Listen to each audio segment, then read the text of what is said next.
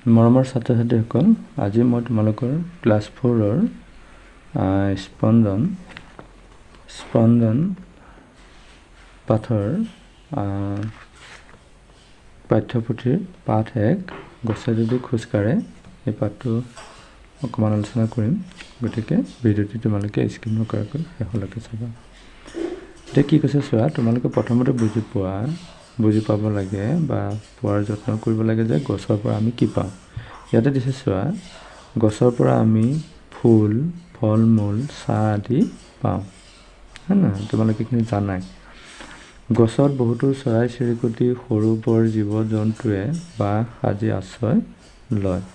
গছ কিছুমান চৰাই চিৰিকটিৰ কাৰণে কি হয়, আশ্ৰয়স্থলো হয়, নহয় জানো? মানুহৰ লগতে সকলো প্ৰাণীয়ে উশাহত লোৱা বিশুদ্ধ অক্সিজেন গছ গছনিয়ে দিয়ে। মানুহে যি অক্সিজেন গেছ লয়, এই অক্সিজেন গেছ কোনে দিয়ে? গছে দিয়ে, হয়নে নহয়? আমাৰ চৌপাশে থকা গছ গছনিৰো প্ৰাণ আছে, কিন্তু গছবোৰে নিজে এঠাইৰ পৰা আন ঠাইলৈ যাব নোৱাৰে। গছবোৰ লৰচৰ কৰিব নোৱাৰে। যদি গছবোৰেও মানুহৰ নিচিনাকৈ কথা ক'বলৈ আৰু খোজ কাঢ়িবলৈ পাৰিলেহেঁতেন, তেতিয়া কি হ'লহেঁতেন বাৰু? এই পদ্যটোত কেনেদৰে ইয়াৰ কল্পনা কৰা হৈছে চাম আহা। এতিয়া গছ যিহেতু লৰচৰ কৰিব নোৱাৰে বা আমাৰ নিচিনাকৈ খোজ কাঢ়িব নোৱাৰে, যদি পাৰিলে হয় কি হ'ল হয়, তাৰ ওপৰতে এই কবিতাটো কল্পনা কৰি পেলাই কবিতাটো লিখা হৈছে। গতিকে আমি কবিতাটো পঢ়োঁ, চোৱাচোন কি কৈছে। গছে যদি আমাৰ দৰে পাৰে কথা ক'ব, গছে যদি খোজ কাঢ়ে কেনে মজা হ'ব। ফল আনি গছে যদি ঘৰে ঘৰে দিয়ে, আমাৰ পৰা মৰম চেনেহ পাতত বান্ধি নিয়ে।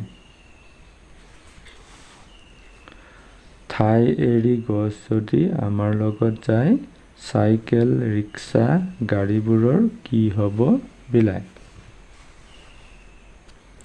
সৰু ডাঙৰ গছ মিলি শাৰী পাতি যাব, দুয়ো কাষে লৰালৰিয়ে লাগি চাব। কেনে মজা হ'ব ভাই, কেনে মজা হ'ব, গছবোৰো আমাৰ দেখোন লগৰীয়া হ'ব। কি কৈছে? এই গছবিলাক যে আমাৰ নিচিনাকৈ যদি খোজ কাঢ়িব পাৰে, কি কল্পনা কৰিছে চোৱা। প্ৰথম, গছে যদি আমাৰ দৰে পাৰে কথা ক'ব, গছে যদি খোজ কাঢ়ে কেনে মজা হ'ব। অৰ্থাৎ গছে যদি আমাৰ নিচিনাকৈ খোজ কাঢ়িব পাৰে আৰু কথা ক'ব পাৰে, তেতিয়াহ'লে কেনেকুৱা লাগিব কল্পনা কৰিছে। ফল আনি গছে যদি ঘৰে ঘৰে দিয়ে, আমাৰ পৰা মৰম চেনেহ পাতত বান্ধি নিয়ে। আৰু যদি গছবিলাকে ফল মূলবিলাক আনি আমাৰ ঘৰে ঘৰে দি যায় আৰু আমাৰ পৰা তাৰ বিনিময়ত কি হয়, মৰম চেনেহবিলাক লৈ যায়, তেতিয়া কেনেকুৱা হ'ব কল্পনা কৰা হৈছে। তাৰপিছত কি কৈছে চোৱা, ঠাই এৰি গছ যদি আমাৰ লগত যায়, চাইকেল ৰিক্সা গাড়ীবোৰৰ কি হ'ব বিলাই। এতিয়া আমি এঠাইৰ পৰা আন ঠাইলৈ যাবলৈ হ'লে আমি ৰিক্সা চাইকেল গাড়ী সহায়ত যাওঁ, হয়নে? এতিয়া যদি ঠাই এৰি গছবিলাক যদি আমাৰ লগতো গুচি যাবলৈ লয়, তেতিয়াহ'লে কি হ'ব? ডাঙৰ ডাঙৰ গছ, হয়নে নহয়?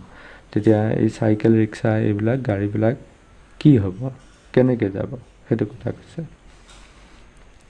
তাৰপিছত সৰু ডাঙৰ গছ মিলি শাৰী পাতি যাব, দুয়ো কাষে লৰালৰিয়ে লাগি চাব। কি কৈছে? সৰু ডাঙৰ গছ মিলি শাৰী পাতি যাব। গছবিলাক যিহেতু যদি খোজকাঢ়িব পাৰে, তেতিয়াহ'লে ডাঙৰ সৰু গছবিলাক শাৰী পাতি পেলাই যাব, দুই কাষে লৰালৰিয়ে লাগি চাব। আৰু তেতিয়া ল'ৰা ছোৱালীবিলাকে কি কৰিব? গছবিলাকক লাগি চাই থাকিব। কেনে মজা হ'ব ভাই, কেনে মজা হ'ব, গছবোৰো আমাৰ দেখোন লগৰীয়া হ'ব। আৰু কিমান ধুনীয়া লাগিব যেতিয়া গছবিলাক এনেকৈ যাব, তেতিয়া আমি গছবিলাকৰ লগত আমিও খোজকাঢ়ি যাব পাৰিম, হয়নে? গতিকে এইটো এটা সুন্দৰ কবিতা। কবিতাটোৰ নাম হ'ল গছে যদি খোজ কাঢ়ে, হয়নে নহয়? গতিকে তোমালোকক মই কবিতাটো অকণমান পঢ়ি শুনালোঁ, অকণমান আলোচনা কৰি দিলোঁ। তাৰপিছত আমি কি কৰিম? ক্ৰিয়াকলাপখিনি কৰিম। গতিকে যিখিনি ক্ৰিয়াকলাপ আছে সেইখিনি আমি আলোচনা কৰিম। আজি নকৰোঁ, পৰৱৰ্তী ভিডিঅ'তে আলোচনা কৰিম। গতিকে তোমালোকে ভিডিঅ'টো কেনেকুৱা পালা জনাবা আৰু যদি ভাল পাইছা তেতিয়া লাইক কমেণ্ট আৰু শ্বেয়াৰ কৰি দিবা আৰু লগ বন্ধুৰ লগত শ্বেয়াৰ কৰি দিবা যাতে মই তোমালোকৰ লগত সংযুক্ত হৈ থাকিব পাৰোঁ পিছৰ ভিডিঅ'ত মই তোমালোকৰ লগত প্ৰশ্নখিনিহত আলোচনা কৰিম গতিকে ভিডিঅ'বিলাক চাই থাকিবা ধন্যবাদ